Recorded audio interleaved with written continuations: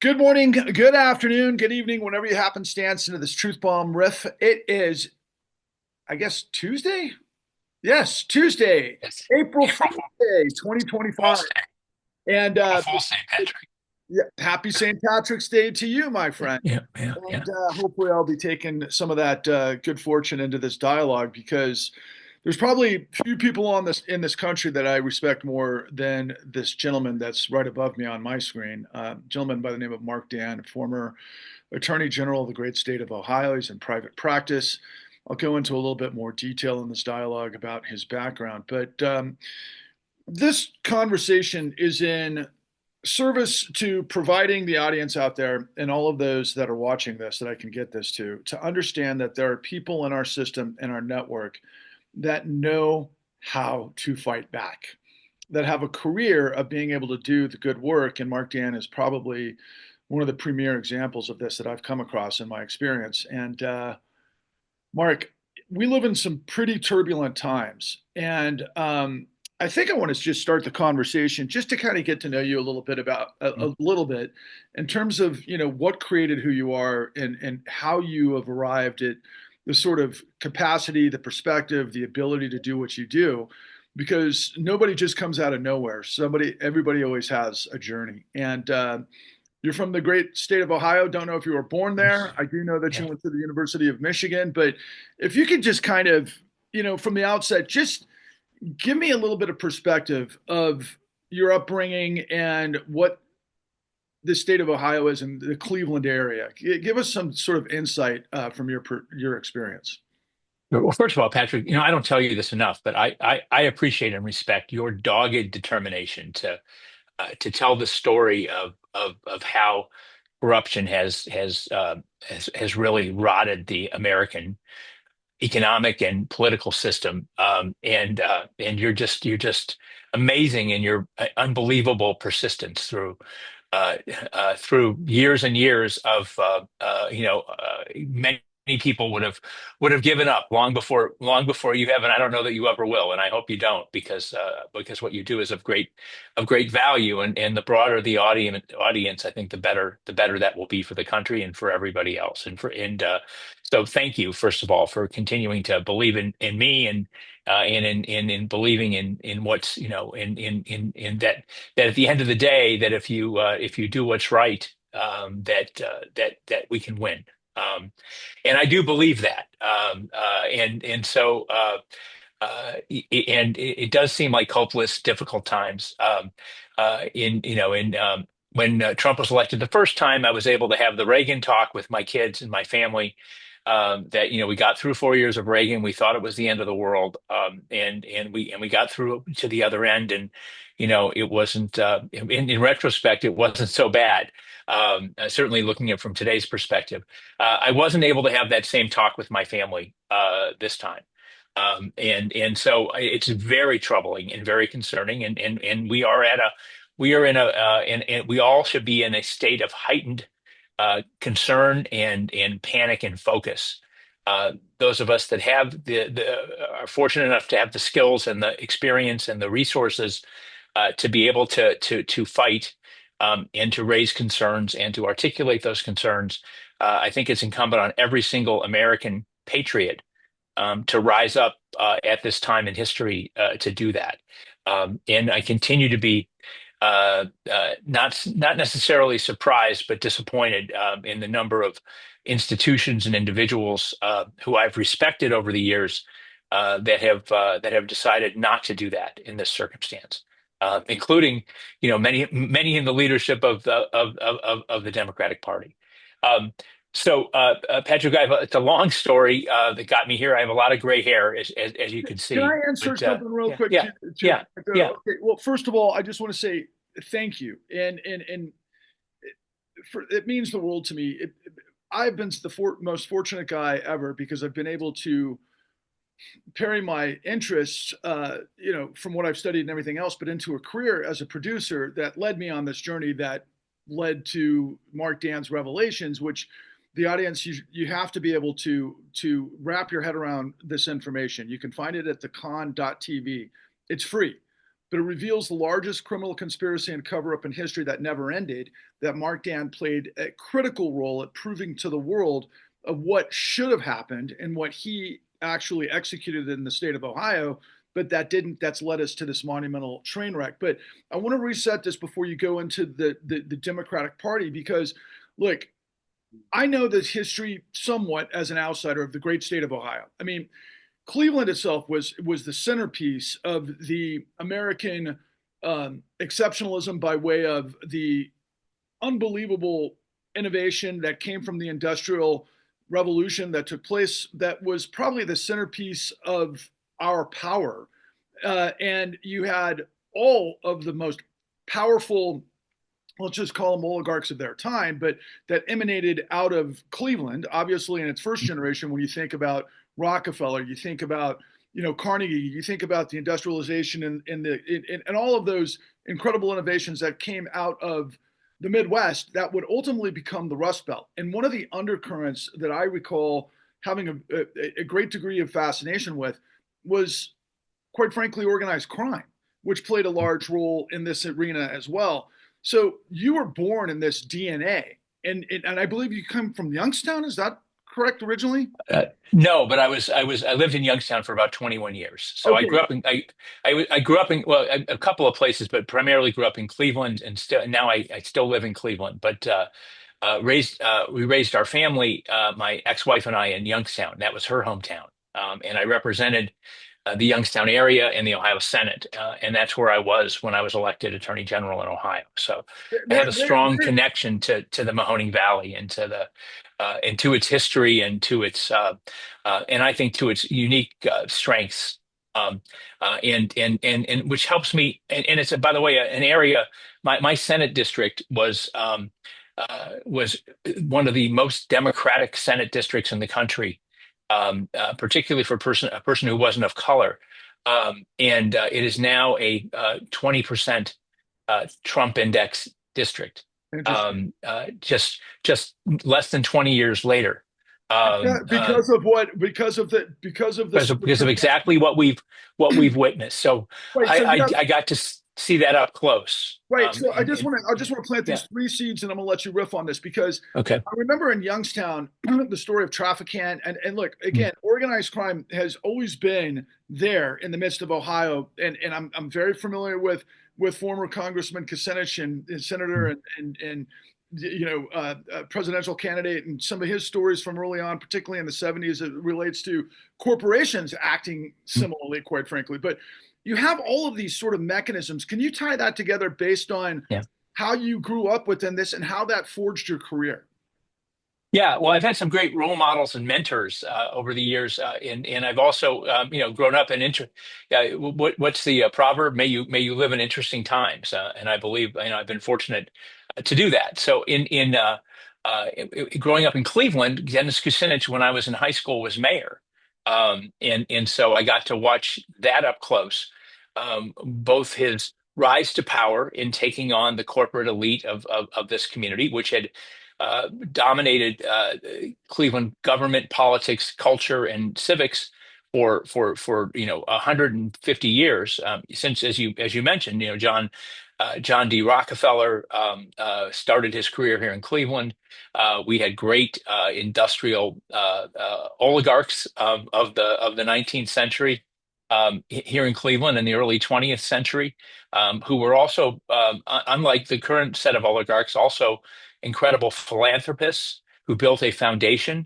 And in the city of Youngstown, very similarly, was a industrial center, very wealthy community. We used to talk about it as the Silicon Valley of the early 1900s. I mean, we were where everybody wanted to live and who everybody wanted to be, because we were at a natural geographic location, both for distribution of products and for access to natural resources, from iron ore to oil and gas to all the and labor.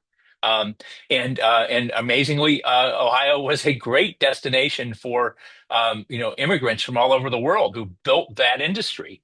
on behalf of those oligarchs, and who still maintain very strong, ethnic communities throughout northeast and northern Ohio. So I was fortunate there. So yeah, so I got to watch Kucinich from a bit of a distance. I got very involved in politics very early in my life. I was a delegate to the 1980 Democratic Convention for Jimmy Carter. My best friend ran for delegate for Kennedy. I started probably on the conservative end of the Democratic Party, or what was then the conservative end of the Democratic Party. And he and I both went on at University of Michigan and got involved in additional government and politics there. We both were early supporters of a guy named Gary Hart, who ran for president. We went to Iowa when he won the New Hampshire primary. My friend Mark Blumenthal and I were driving back through Chicago used a payphone. For those of you that don't know what that is, that's something you would put money into to make phone calls. To call the DC headquarters of the Hart campaign, and he asked where we were, and they said I'm in Chicago. They said, well, congratulations, you're the field director for the Hart campaign in Illinois. Now, the bad news was I was a senior at University of Michigan at the time. Mark was at least fortunate enough. They told Mark to go on home to Ann Arbor so that he could run the Michigan campaign. But I built a campaign committee very, very quickly with not all the delegates that we needed, in against a big labor and the old Chicago machine, who was all in support of Walter Mondale. So I've always kind of been part of the insurgent since that first Carter experience. I've always been part of the insurgent part of the Democratic Party, and there's always been one in the 40 years that I've been around this stuff. So I was very fortunate to have some great experiences early on. I went on to Missouri. I actually won the Indiana primary as Hart's campaign director in Indiana, and on to New Jersey, and on to the convention, where people may not remember, but in '84, there was still a potential floor fight over the nomination. And so but there was a great, as there is now, there was a great fight over the heart and soul of the Democratic Party, the institutionalists versus those of us that thought we ought to modernize and change the way that we were talking and thinking about issues, from everything from national defense to, to delivery of social services. Even before the whole Clinton era and all the changes that were incumbent based on that. So I've been very lucky. I also had some other great mentors. One summer during college, I was Jerry Springer's driver when he ran for governor of Ohio. By the way, those of you that didn't live here in 1982. Jerry was actually a fairly serious candidate for governor of Ohio. In fact, a very serious candidate. He was a boring news anchor. At the time, he was mayor of Cincinnati, and ran. He then became a boring news anchor after that. But in terms of communication, in terms of ways to think and talk about government and politics, spending a summer in the car with him was an incredible learning experience.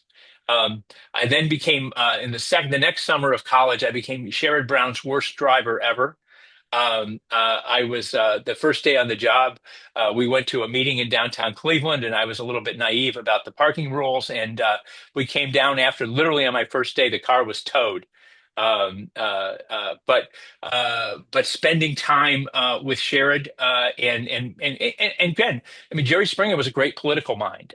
Say what you want about how he spent his life and career. He understood government politics, had a great passion for justice and for economic justice, and for using government as a tool to help people that need help in times of their life when they need it, which was not a concept that was in great favor in 1982. But was Sherrod was running third for Secretary of State in that race of Ohio, a month and a half before the primary when I started, and he was able to win the Democratic primary, with a little bit of a late infusion of I think it was about $120,000 that we worked very, very hard to raise. And then Sherrod went on to become, of course, Secretary of State.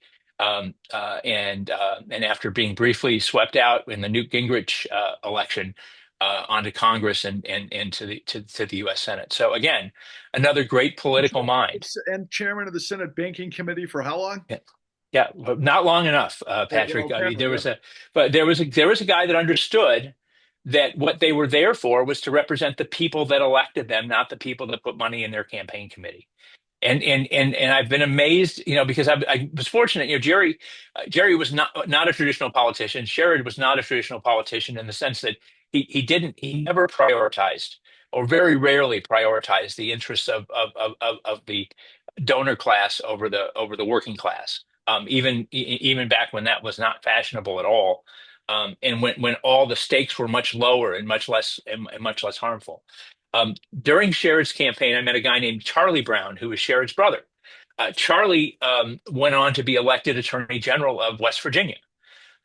When I was graduated law school, I went to work for a tall building law firm in downtown Cleveland. And I remember this distinctly on the day that I got and that was the only job, by the way, that I've ever had.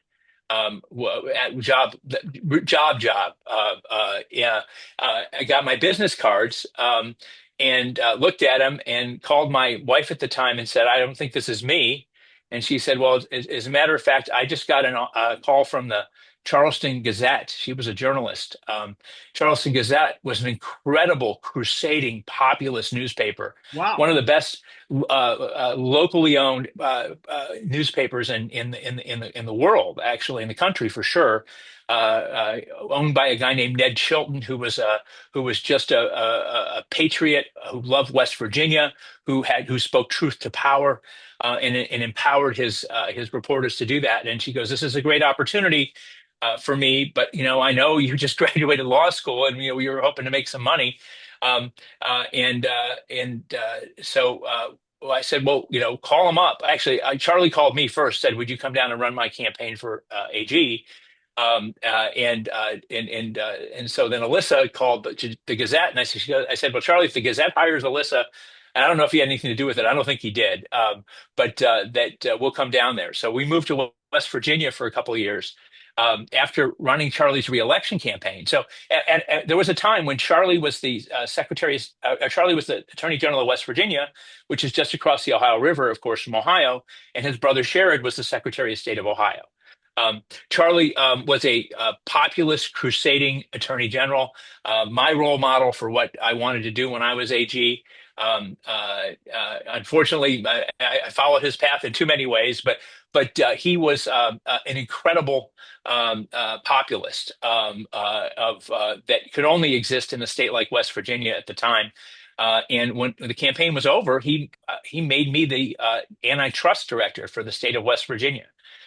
And so, and in that capacity, we took on a merger. We took on the insurance industry over commercial general liability insurance, where they were fixing the prices for that, that harmed West Virginia businesses.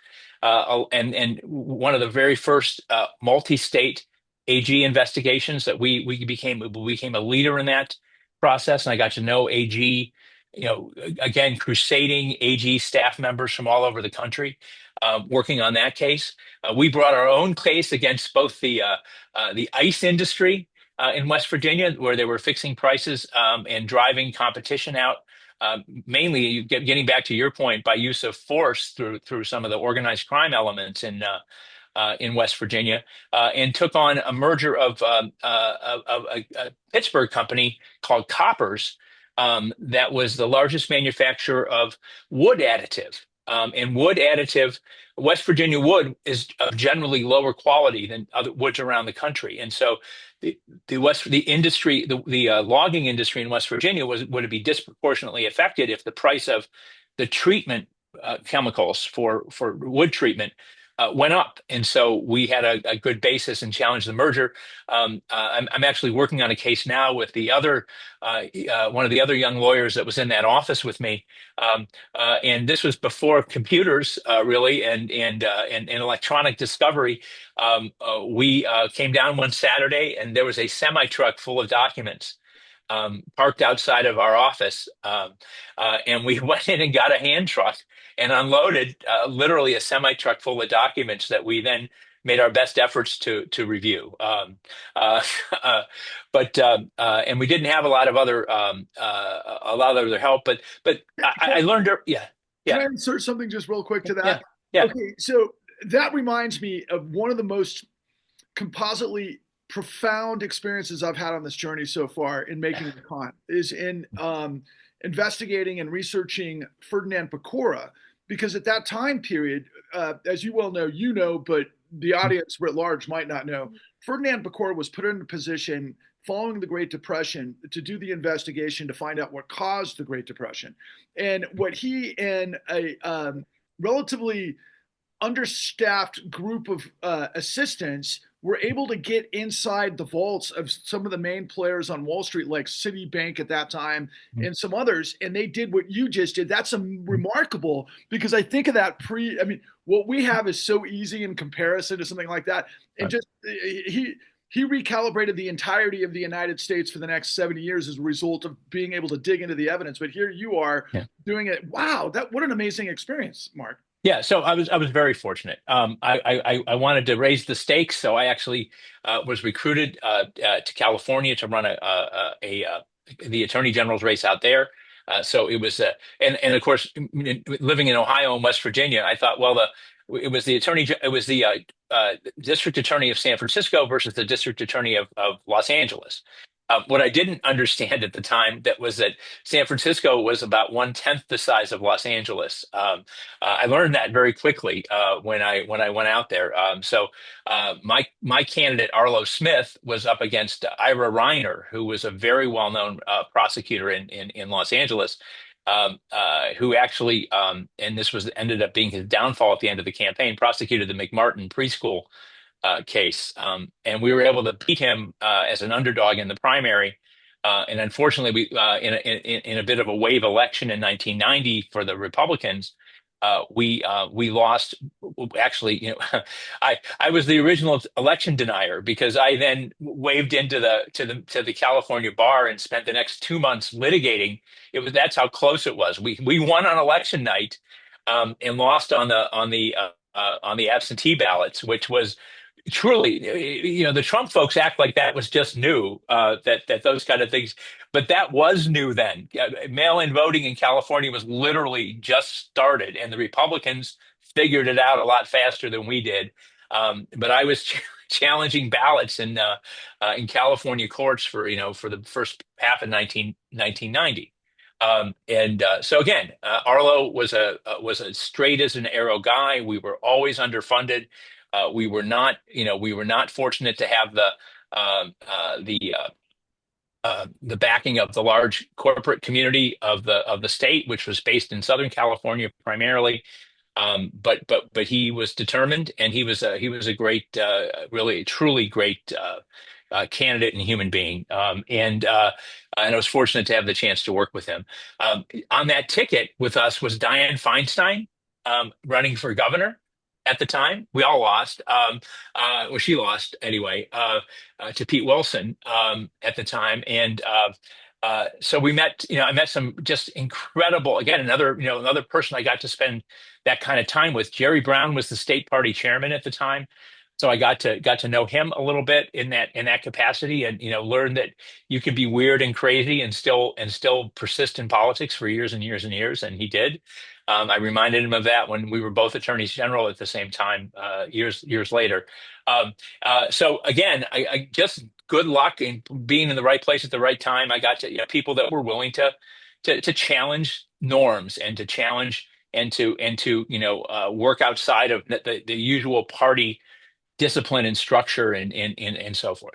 Um, my ex-wife, who was still one of my if not my dearest friend, which I'm very fortunate about. But she wanted to go back to Youngstown, where San Francisco. In fact, we saw the movie Roger and Me. I don't know if you remember that. It You're a was a filmmaker, huge so who influence does in what I you do. must remember, right? Michael Moore's first movie, or one of his first movies anyway.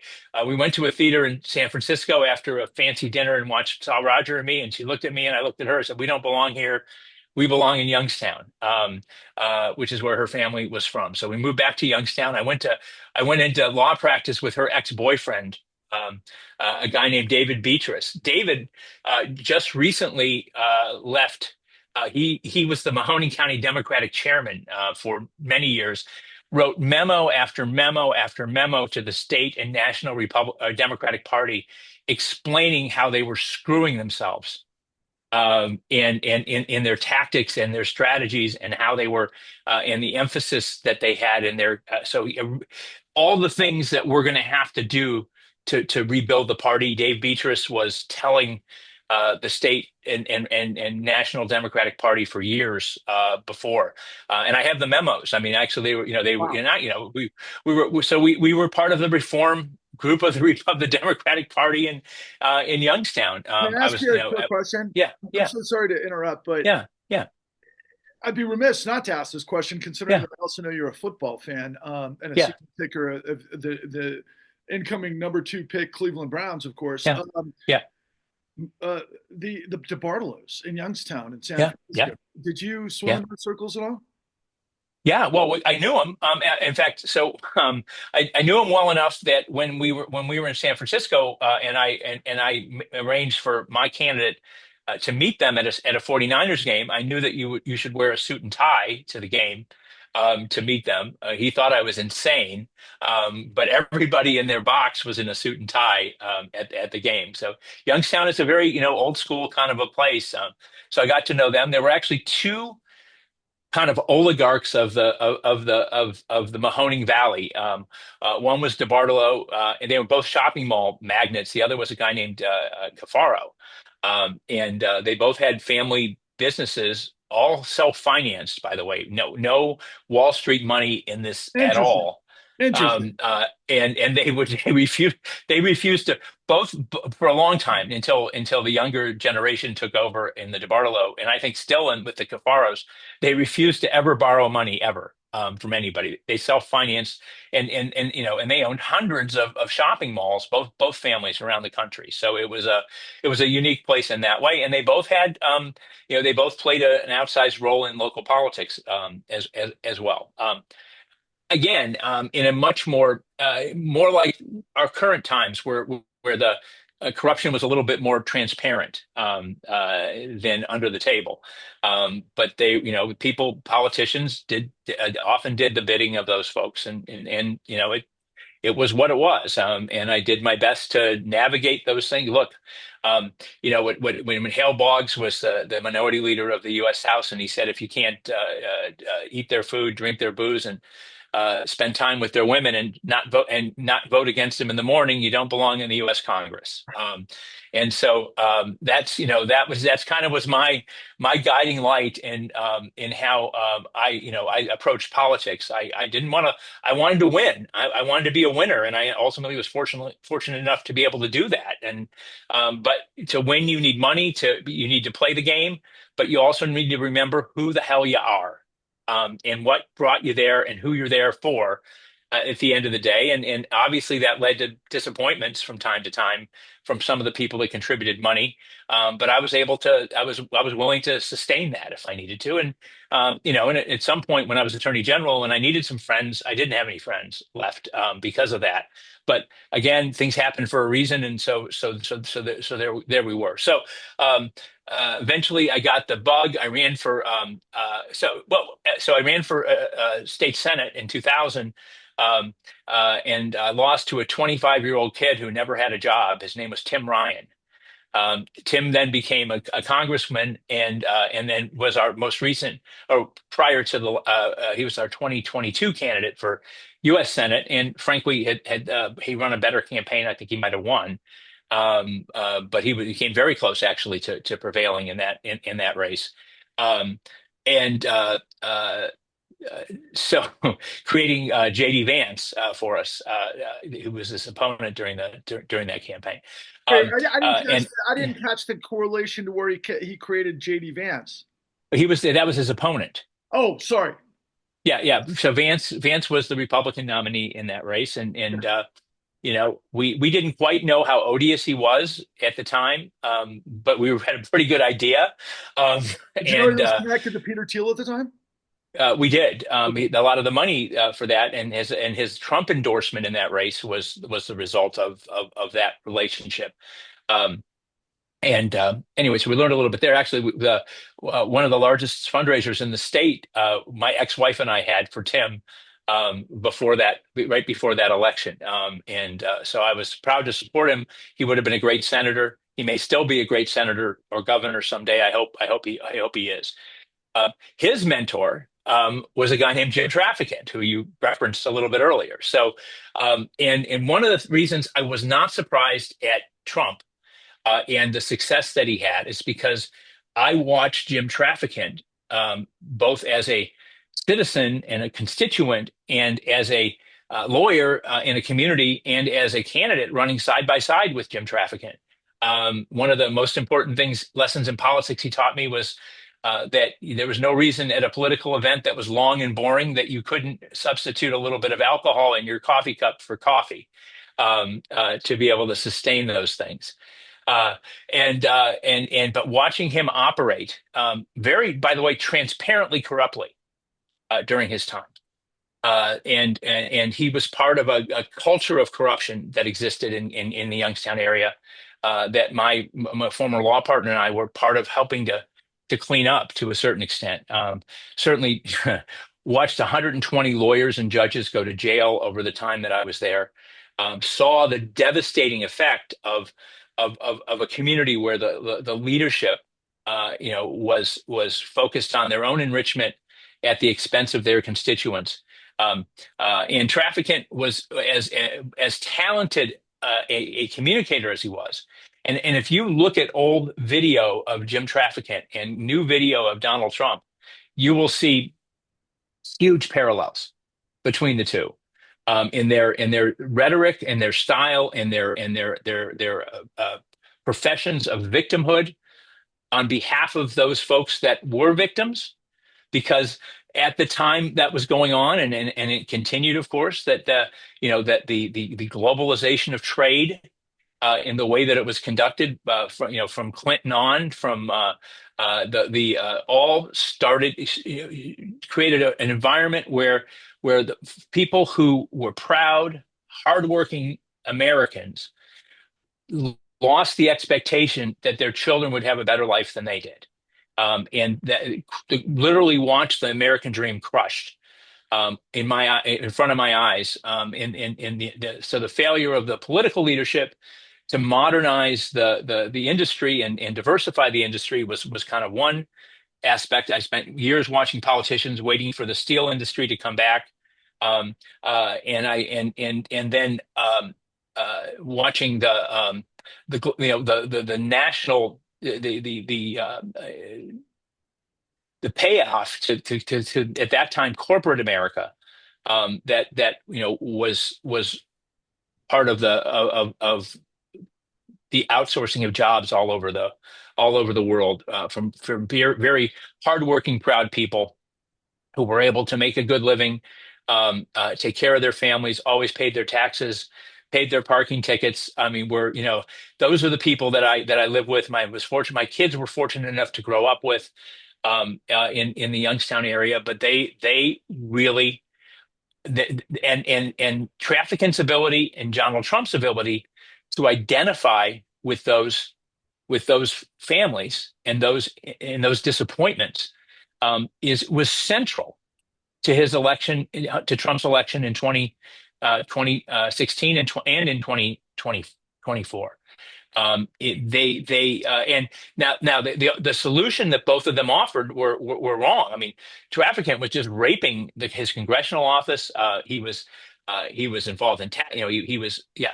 Can I just Yes. insert this for Yeah. Yeah. perspective? Because, Yeah. okay, well, this is really interesting because I started off the dialogue just talking about the DNA, right? We're all a confluence of our experience, our life experience, our direction. And as we're going through this river of your existence, which really touchstones on some very powerful people, which I didn't really understand before, which is really interesting in the dynamics of this. First of all, this is a sidebar. I'd like to say that, boy, would I like to see Marc Dann run for Senate against the ultimate fool, Vivek Ramaswamy. I mean, I'm sorry, Yeah. and all of his fraud. Just as a, Yeah. I'm Yeah. like, but what we're going to get to, and I can obviously see why we're going this way and what's in your heart and your mind, because Yeah. yes, the Democratic Party has to be reformed. It has to be revolutionized, and based on ultimately what we're going to get to, which is, I believe, your expertise that it stands so high above, and now I understand even more so why you were able to, you know, navigate this confluence of all these difficult situations, but maintain your identity, especially in what you were able to accomplish as AG. And I'll circle back to that in a minute. But just to remind people where we are in this conversation, which I find extremely fascinating. First of all, Ohio was the nexus of innovation and the industrial powerhouse at the turn of the century. Marc had suggested that, it was well known that, like, let's say Youngstown was like the Silicon Valley of that era. It was remarkably huge. And of course, those oligarchs were very involved with, the arts and the foundational thing that turned, Ohio into a world-class place, particularly Cleveland, right? Especially with the arts and everything that just further develops, everything that constitutes this community. But at the same time, you have never been naive to the undercurrents of power and the undercurrents of, how things get done. There's cooperation. Sometimes things can maybe go the wrong direction, especially because there's that undercurrent of organized crime the whole time period. But within the confluence of what we're talking about, neoliberalism at the turn of the Clinton time period, where this industrial powerhouse of Ohio during your formative years turns into the Rust Belt because of globalization. And then what happens in the aftermath? What we're hearing is, suddenly when the jobs go and the balance and the dynamism of innovation and the middle class that is able to contribute its tax flow and the revenue to all of these types of things that create a better community, what you have literally in the definition of rust is you have the situation where only then can the sort of structures of unorganized crime really start to develop. And so you're making this connection between what you observe firsthand with Traficant's career and what he did, and now Donald Trump. And those of you who have followed this podcast and many others, you know that Donald Trump's main go-to, and there was a movie that got quashed right before the election called The Apprentice. It wasn't based on The Apprentice, the television show. He was the apprentice to Cohn, Roy Cohn, right? Give me my Roy Cohn, which is an absolute expression of everything that I'm kind of in a pinpoint, right? So moving into the next part of the conversation, the nature of all of these forces, right? In terms of how do you maintain first your North Star, and then ultimately, how do you configure that into, okay, this is reality, this is causality, this is where we want to create the balance, and this is what I do as a politician. Can you bring all of that together as we move forward in the next 20 minutes of this dialogue to how you personally would take your experience, potentially reform the Democratic Party based on the realities of what we're facing? Well, yeah. I mean, the answer is you got to stop being afraid. My early exposure to all these kind of outsized political personalities and people and challenges, I learned not to. I'm not afraid of. I'm not afraid. Except of anything except ghosts, maybe. So I mean, I learned that these people, put on their clothes one leg at a time. I learned that people that have intestinal fortitude, Traficant used to call it as a metaphor for balls, are the ones that can persist and overcome many of the things, many of the challenges. So ironically, I think part of the solution is embracing a little of the courage that Donald Trump has shown. I know there's nobody tuned in expecting me to put that sentence together. To challenge the orthodoxies, first within his party and now within government, um, to better advocate for the people that put him there. Um, and now, hopefully, the people that will put the Democrats or whoever the next party is that takes this on, because I'm not 100% sure it's going to be the Democratic Party, but whatever the loyal opposition is, whatever form it takes in the future, they need to be prepared to do that, to rethink those models and those structures. I mean, uh, I've been struggling with an op-ed about the lawyer situation. And We're talking about that. We're while I talking have about the tall building law firms that are under attack currently because right, the ones that are being yeah, they've been playing ball the whole time, and it's just kind of like right. So as and while I support those that are fighting the Trump executive orders, which are clearly unconstitutional and clearly unlawful, 100%. I don't think we don't want to lose the context that these were the folks both under Democratic and Republican administrations that created the environment that allowed Trump to emerge to begin with, and created that orthodoxy and the uh, co uh, uh, co-option of government for the benefit of their corporate and oligarch clients. Whether it came to whether as you and I have lamented over and over again in the last few years, the fact that nobody from the financial crisis was prosecuted. Nobody in corporate America gets prosecuted very often at all. I mean, I spent years here trying to.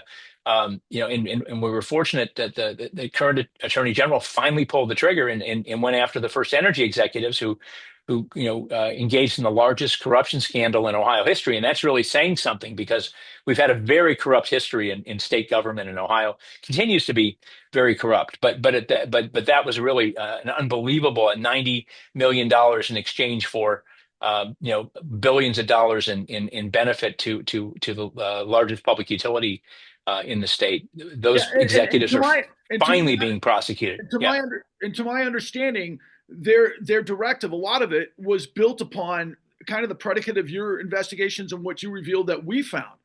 I mean, look, the corollary that yeah, people need to understand is that government, particularly the attorney general, has a position to protect, obviously, in the consumer side, but also in the criminal side in a couple of states, and there's some mm, crossover there in Ohio. But government to serve of, by, and for the people, as opposed to of, by, and for the corrupt corporations, for example, right. you have Mm, to have people with dignity, integrity, and character to uphold the law on behalf of the citizenry, of which you addressed earlier, and you right. actually accomplished. Can you bridge what you Yeah. did without all the details? Because I want to come back to that in the Yeah. Yeah. conclusion, Yeah. but to what you just referenced in terms of what the Yeah. current AG did. Yeah. So, I mean, look, the AG is an independently elected office holder. You're a constitutional office holder. And while I think you could argue the governor outranks the AG has independent powers. The attorney general represents the state of Ohio. Very few attorneys general in the history of the state, and frankly, most often not the current attorney general, except in this one instance, exercise that independence and discretion on behalf of the state. You also have a duty to represent state agencies, and so sometimes that will create a conflict for a lawyer that is solvable by allowing those state entities to hire outside counsel when you have a different view of what the legal outcome ought to be of various situations. But understanding that and not being and look, and here's the problem, and this is the problem with frankly more the Republicans at this point in the Senate and the House than the Democrats. But the Democrats have this problem too, is not being afraid to lose. You know what? Life out of politics is you can still have a meaningful, and I think we'll have to have another session on this, but a meaningful impact on changing the way the world works and doing meaningful work and hopefully to some extent getting paid for it. And I feel like I've been able to show that too. post political career. But in politics, you have to not be afraid to lose. You have to not be afraid to gore those oxes that we would take on. I mean, one example of what I did is we realized that the way that the public utilities commissioners in Ohio were nominated was not done in public meetings, which was a requirement of the law. And I prepared quo warranto actions removing all of the Public Utilities Commission members that had been, so nominated because they didn't have a legal right to the office. The AG is one of the independent powers of an attorney general. The governor, instead of seizing the moment here to appoint people who were the Democratic governor, Ted Strickland, appoint people who were consumer oriented, because all three of those hacks came from the industry. They were all industry hacks with a long relationship with the public utilities in the state and very little care or concern for the people of the state of Ohio or the environment of the state. So I was like, this is great. I'm gonna get rid of these folks, and then the governor will appoint three people who give a shit about everybody except the utilities to regulate them. Well, amazingly, he appointed the same three people back to the Public Utilities Commission. So, and he, and that was him. I mean, that was who he was, and that's there's certainly a place in the world for people that want to play by the rules and be beholden to folks. I mean, the Democrats took over the governor in the state of the state announced, and this was an AG accomplishment. One of the first national organized AG accomplishments was the tobacco settlement, where tobacco companies were paid billions and billions of dollars to support the health care in states of people who they had harmed. He announced that he was going to securitize all of the proceeds of the tobacco settlement. As I barely could control myself from getting up and punching him during the State of the Union or State of the State address when he did it. When I had to sit there like a polite gentleman that I of course am, and used it to fund a $200 property tax cut that nobody remembers, but enriched the investment bankers who supported his candidacy for governor dramatically, billions and billions of dollars of Ohio bonds backed by the proceeds of that. I mean, it's so there's example after example and again, that's just in my little universe of what I was able to do. Okay, we've got literally 13 minutes until and we can carry this on. Boy, I didn't. Sorry. I didn't even know we were going to. I mean, there's so much more that I really want to get to, and I hope I can invite you for further dialogues one-on-one, and we'll pick up where we left off. But I'm going to ask you a series of questions and just try to encapsulate them because of just short, and you got to get on to other meetings. But I want to start with this. Okay, the nature of everything that's happening with the election of Donald Trump. You already had suggested kind of the parallel between him and Traficant. He's an expression of the machine, right? Mm-hmm. Mm-hmm. I've formulated forever, which you identified at the beginning, corruption is the tumor that impacts everything. The nature of corruption, though, we have remedies for that. And they typically start with the most comprehensive, which is racketeering influenced corrupt organization, which you were able to implement in really the case that brought us to you, but using that as kind of a marker, and you were the only one in the country that did it.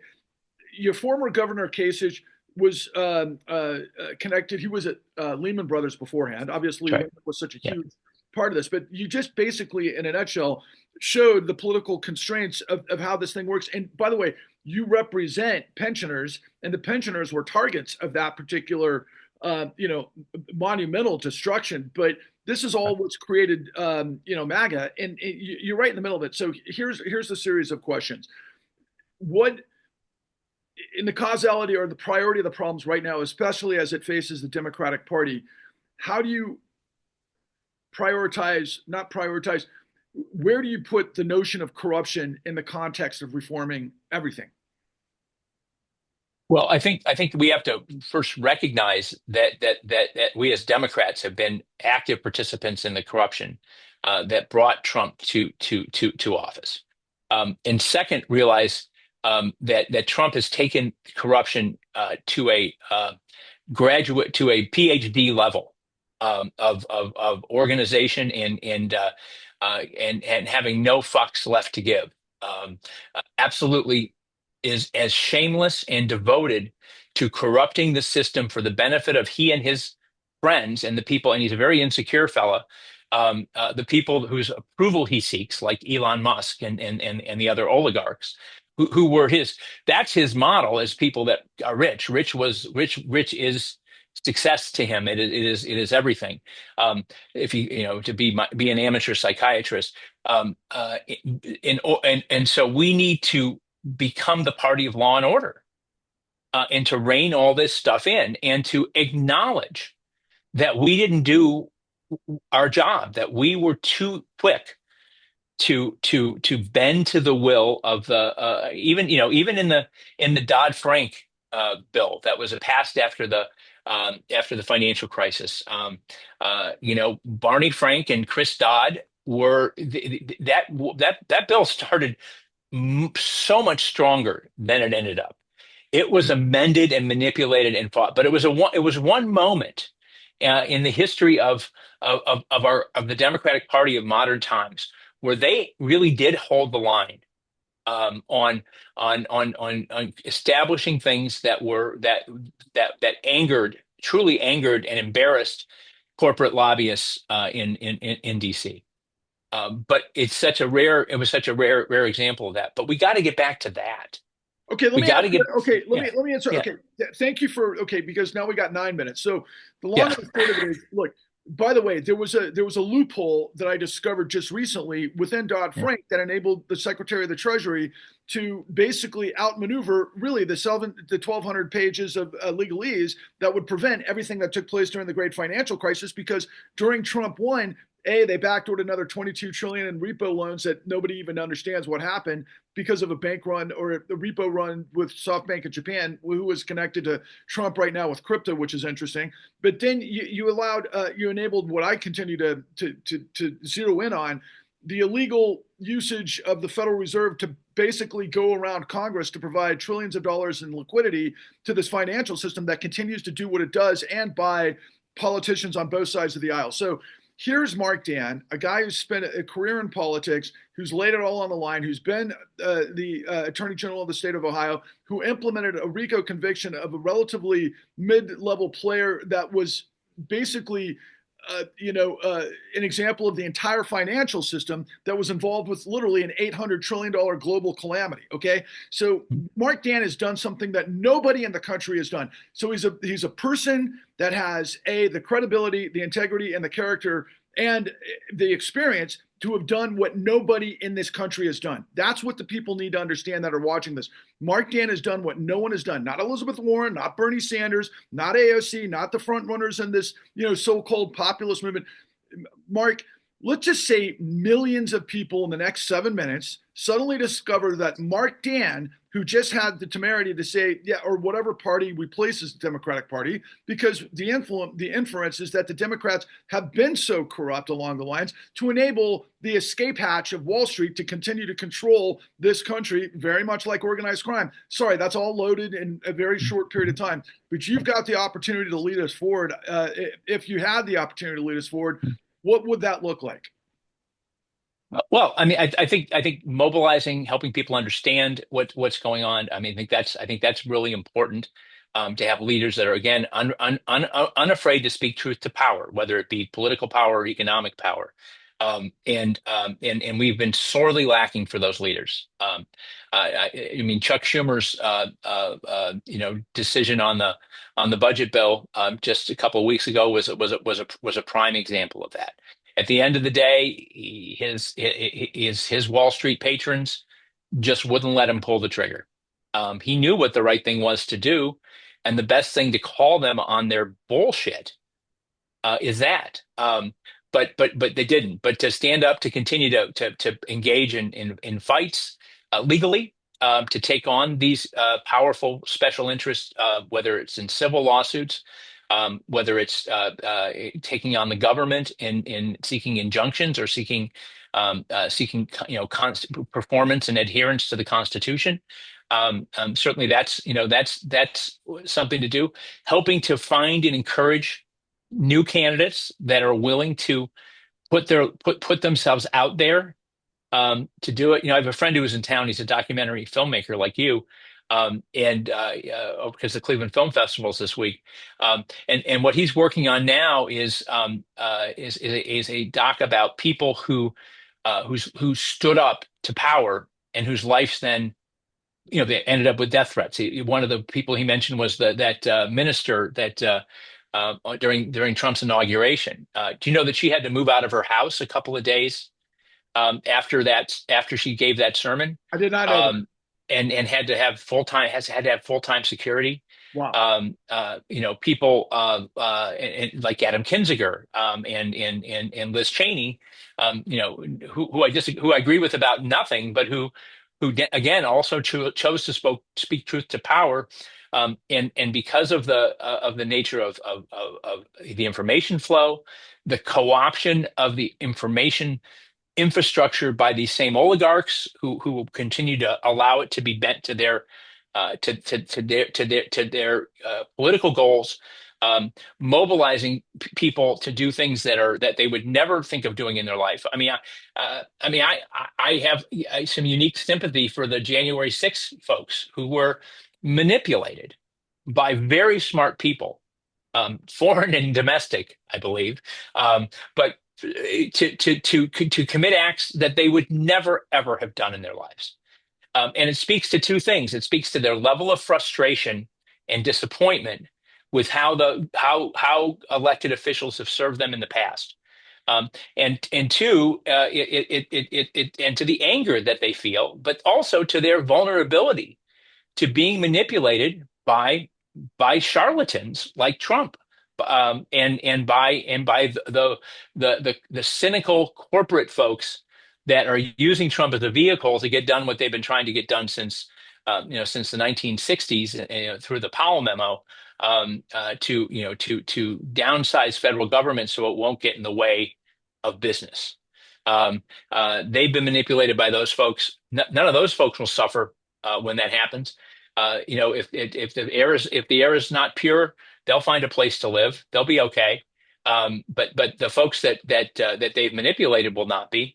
If you can't open a product and not be at risk of it burning, and exploding in your baby's hands, because there's no consumer product safety regulation anymore. The oligarchs will be fine. The corporate leaders, the CEOs will be fine. The public corporations, the big shareholders will, because they can move on. So that's, I think we need to make sure that we find an honest way to use these new tools of communication to lead people to the right direction. That government without corruption will ultimately be the only course that will allow them to be protected in their lives going forward. Well, I hope that we can continue some of these one-on-one dialogues, because I honestly I didn't anticipate that. I've got thousands of questions now, but in the sort of conclusion of this dialogue, I just want to say that again, in the description link, I'll put below some of the items that you can explore more about Marc Dann and his law firm and the people that they represent and that sort of thing. But in addition to that, I hope we can come back and talk further, because again, I would like to put some corners on, potentially give people some hope and clarity about what we have to do to drive forward to be a buttress against this, which you've already established, but we need to get some more clarity on that. So thank you so much for your time. I'll let you go, and I'll say have a great day, and thank you for your time. Thanks, Patrick. All right. All the best. Until next time. Thanks.